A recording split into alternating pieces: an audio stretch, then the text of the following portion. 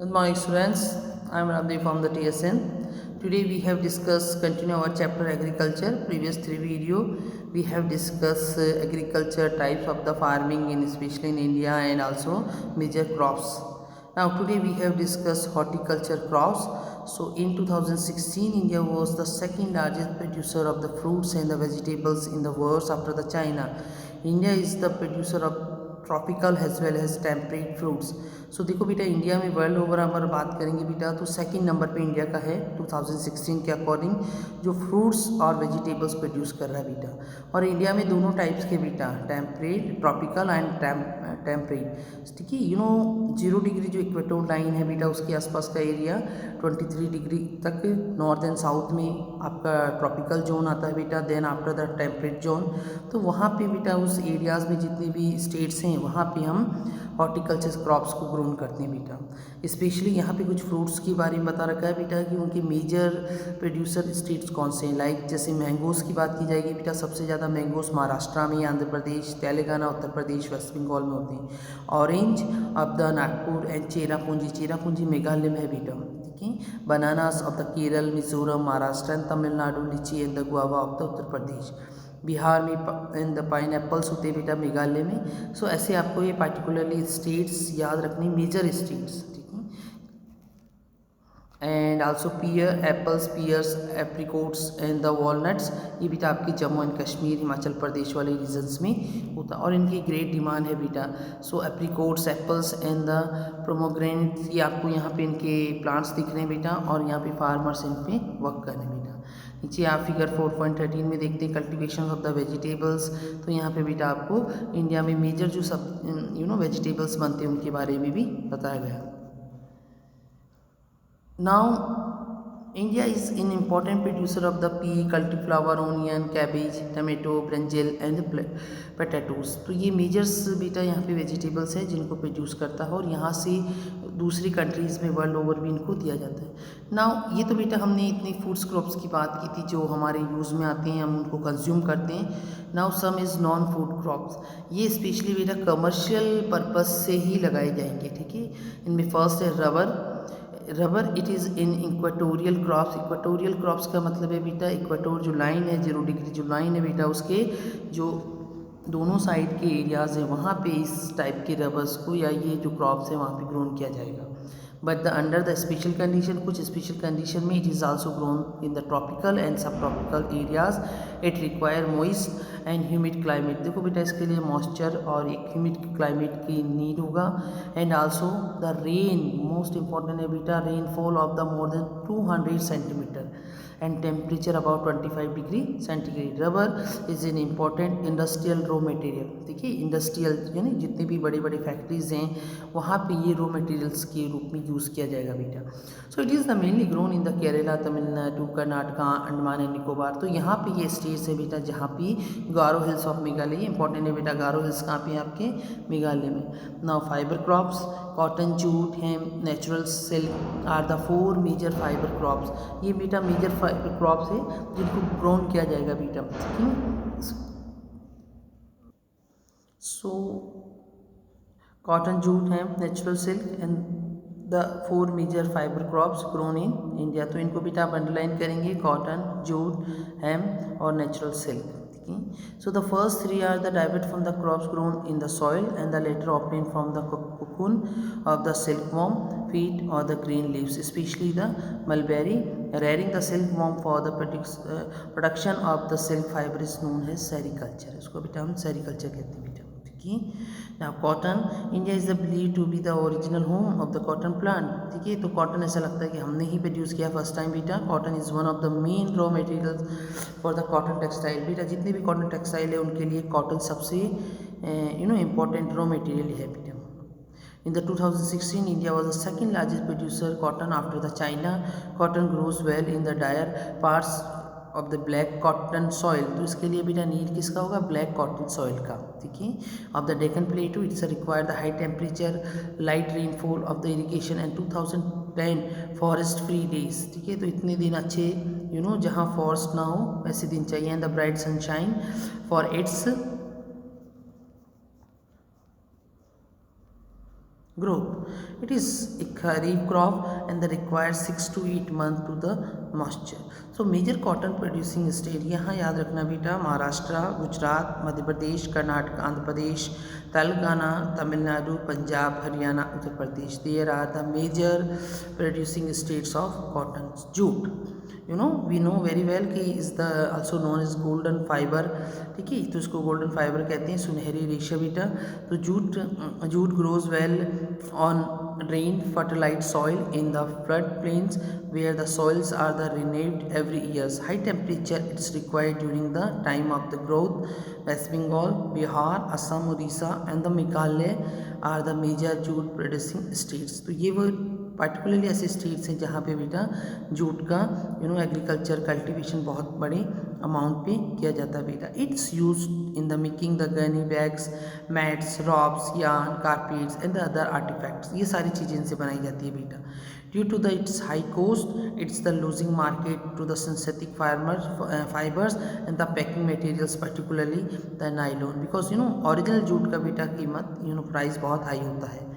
Now we have discussed some technological and industrial reform, because it was the mention in the previous pages that agriculture has been the prescribed in India for the thousand of years.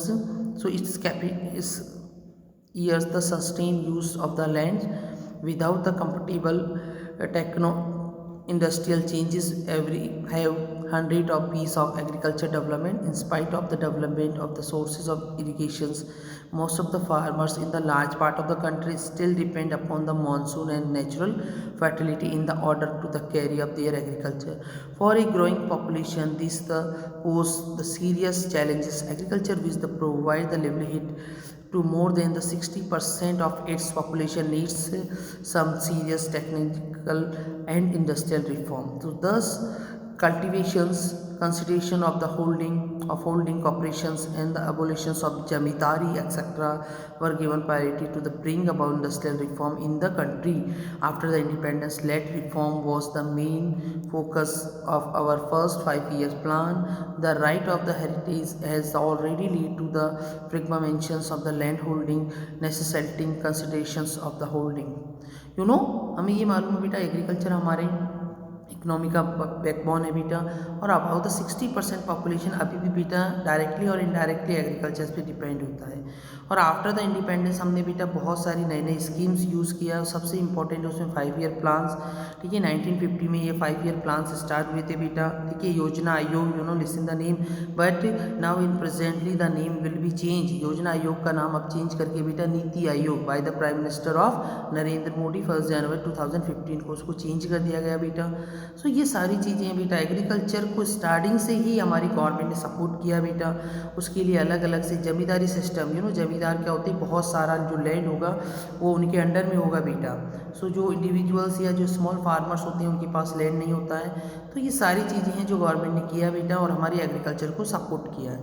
कुछ laws भी बने बेटा. The laws of the land reform were the enact but the implementation was the lacking और the lukewarm. तो बहुत सारे laws बने बेटा बट वो अच्छी तरह से इम्प्लीमेंशन नहीं हुआ बेटा. The government of India embarked upon the introducing the agriculture reform to improve the Indian agriculture in the 1916 to 17. ठीक है, green revolution, listen the green revolution based on the use the picking of the technology and the white revolution, the flood operation flood बेटा जो milk में आया था वर major. ठीक है, you look also seen some pictures बेटा. यहाँ पे आप देख रहे हो अलग अलग पिक्चर्स है. देखिए ट्रैक्टर्स का है, modern technology equipments use in agriculture. तो आप देखो अब वो वाला जो ट्रेडिशनल हमारा एग्रीकल्चर भी था बेटा वो हमने बहुत कुछ चेंज कर लिया बेटा. ठीक है, some of the strategies initiative to improve the lot of the Indian agriculture but is too late to the considerations of the development in the few areas. So therefore in the 1980s and the 19s the comprehensive land development program was initiated which including the both industrial and the technological reform. दोनों ही इसमें बेटा change आए, industrial भी और technology में भी change आए. Provisions for the crop insurance अब देखो, जो किसान है बेटा, सपोज करो उसने अपनी क्रॉप्स को ग्रोन कर दिया बेटा, उसकी फसल पकने वाली और रेन हो गया या सडनली फायर हो गया, उसमें आग लग गई, वो पूरी फसल डिस्ट्रॉय हो जाएगा। तो उस फार्मर्स को बेटा क्या होगा, उसको लॉस होगा। उसी लॉस को पूरा करने के लिए बेटा इन्होंने जो क्रॉप्स है उसका इंश्योरेंस किया, बीमा, ठीक है, कि अगर आपका सडनली कोई क्रॉप्स ख़राब हो जाएगा बेटा, बहुत से रीजंस हैं, तो गवर्नमेंट उसका आपको पेमेंट पे करेगा बेटा। For example like provisions for the crop insurance against the थ्रॉट्स, सूखा पड़ जाए, फ्लड आ जाए बेटा, cyclone, fire, disease, establishment of the German banks, cooperative society, German bank के सहयोग से बेटा यहाँ पे कोऑपरेटिव सोसाइटीज़ इस्टेब्लिश किया। Bank for the providing loan facility, अब तो बेटा लोन भी मिलता है फार्मर्स को, ठीक है, ये गवर्नमेंट लोन देता है बेटा।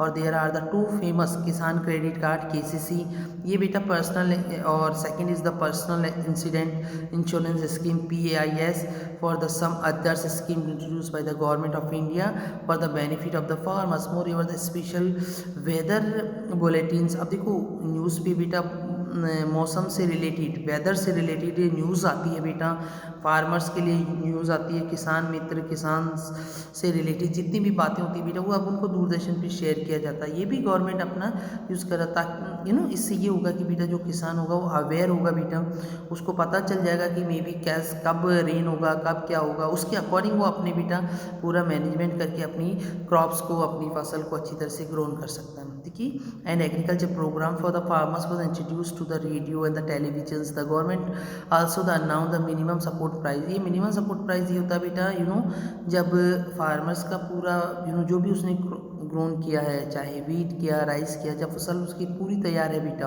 और उसको सेल करेगा, तो इंडिविजुअल पर्सन बेटा अपने अपने अकॉर्डिंग उसकी प्राइस देगा। सो गवर्नमेंट ने उनके लिए मार्केट प्लेस बना दिया है, मंडीज़ बना दिए, और वहाँ पे जाने के बाद गवर्नमेंट ने एक प्राइस फिक्स कर दिया कि आप इतना तो देंगे, इससे ज़्यादा दे सकते हैं, इससे नीचे नहीं देंगे, ठीक है। फॉर एग्जांपल माइज़ है, तो माइज़ का उन्होंने पर क्विंटल 1000 रुपीज़, 2000 रुपीज़ जो भी है बेटा, वो सपोज करें आप, उन्होंने फिक्स कर दिया। तो जब मार्केट में वो फार्मर उसको सेल करेगा बेटा, तो उसको वो मिनिमम प्राइस मिलेगा, उससे कम में नहीं खरीद सकते, because that is the official orders. Remunerative and the prospective prices implement the crops to check the explanation the farmers and the speculators of the middleman. Now एक यहाँ पे बेटा एक एग्जांपल दे रखा भूदान और ग्रामदान आंदोलन, ठीक है। ये स्पेशली भूदान जो रिलेटेड है, this is the Mahatma Gandhi theory, Mahatma Gandhi से रिलेटेड है बेटा। Is declare the Vinoba Bhave his the spiritual hair, ठीक है, आध्यात्मिक उनका एक गुरु माना उन्होंने इनको। He also the participate in the satyagraha, the one of the foremost satyagraha. यहाँ पे बेटा उन्होंने अपना एक कॉन्सेप्ट दिया, ग्राम स्वराज, ठीक है, यानी कि जो गांव है वो अपने आप डेवलपमेंट हो बेटा। After the Gandhi ji Vinoba Bhave undertook the Padyatras, the separate Gandhi's message to cover the almost entire country. Once when he was delivering to the lectures at the Puchmami in the Andhra Pradesh, some poor landless villages demanded some land for their economic well-being. Vinoba Bhave consolidated the promise to them immediately, but the assured them to the talk to the government of the India and regarding the provisions of land. Them it undertook the comparative farming. Suddenly Sri Ramchandra Reddy stood up and he offered the 80 acres of land to be the distribute among the 80 landless villagers, ठीक है। तो बेटा एक श्री रामचंद्र रेड्डी थे, उन्होंने यहाँ पे जब वो अपना स्पीच दे रहे थे विनोबा भावे, तो एक फार्मर्स ने कहा कि हमारे पास तो अपना लैंड नहीं है, हम कहाँ पे एग्रीकल्चर करेंगे, ठीक है। तो उन्होंने बोला हम गवर्नमेंट से बात करके आपको लैंड प्रोवाइड कराएंगे। उसी समय बेटा श्री रामचंद्र जी थे, वो खड़े होते हैं और बोलते हैं कि मेरे पास 18 एकर्स जो लैंड है, 80 एकर्स, वो मैं आप सभी को डिस्ट्रीब्यूट कर रहा हूँ। सो दैट्स दिस द एक कॉन्सेप्ट बना यहाँ से बेटा ग्रामदान का, ठीक है। So thank you for watching this video, thank